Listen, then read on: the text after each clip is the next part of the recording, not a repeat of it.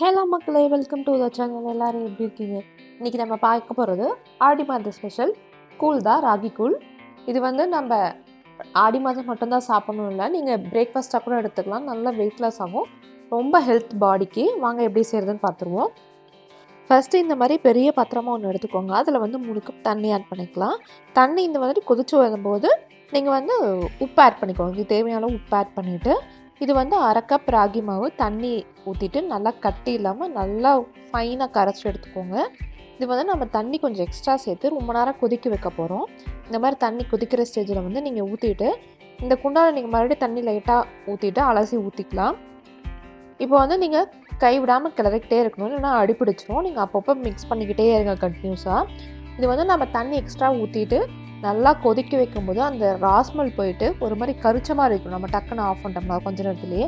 But அந்த மாதிரி இல்லாமல் ஒரு நல்ல டேஸ்ட் கிடைக்கும். நீங்கள் வேணால் ட்ரை பண்ணி பாருங்கள். தண்ணி எப்போ ஊற்றுறத விட கொஞ்சம் எக்ஸ்ட்ரா ஊற்றிட்டு ரொம்ப நேரம் கொதிக்க வைக்கணும்.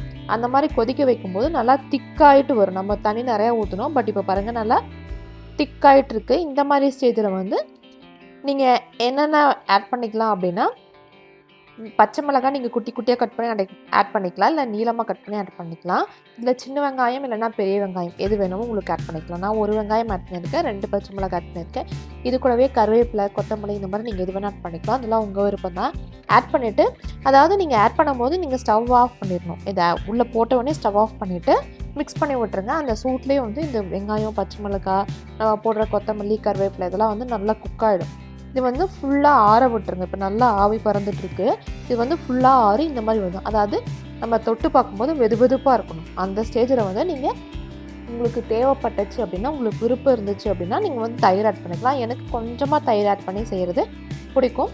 அதனால் நான் வந்து 2 கரண்டி தயிர் ஆட் பண்ணிவிட்டு நல்லா மிக்ஸ் பண்ணி விட்டுட்டு, நீங்கள் வந்து தொட்டுக்க வந்து ஊறுகாய் இல்லைனா வந்து காய் ஏதாவது வச்சு சாப்பிட்டு பாருங்கள், அவ்வளோ டேஸ்ட்டாக இருக்கும். இது வந்து கோவிலில் ஊற்றுற கூழ் மாதிரி இல்லை. கோவிலில் வந்து ஜஸ்ட்டு கூழ் காய்ச்சிட்டு நல்லா ஆறுனதுக்கு அப்புறமா சின்ன வெங்காயம் கட் பண்ணி போடுவாங்க. நீங்கள் அப்படி வேணாலும் அப்படி செஞ்சுக்கலாம். உங்களுக்கு எந்த ஸ்டைலில் பிடிக்குமோ நீங்கள் அப்படி செஞ்சுக்கலாம். எனக்கு இந்த ஸ்டைலில் பிடிக்கும், அதனால் நான் இந்த ஸ்டைலில் வச்சுக்கிட்டேன். அவ்வளோதான், ரொம்ப டேஸ்டியான ராகி கூழ் ரெடி ஆயிடுச்சு. மறக்காமல் நீங்களும் ட்ரை பண்ணி பாருங்கள்.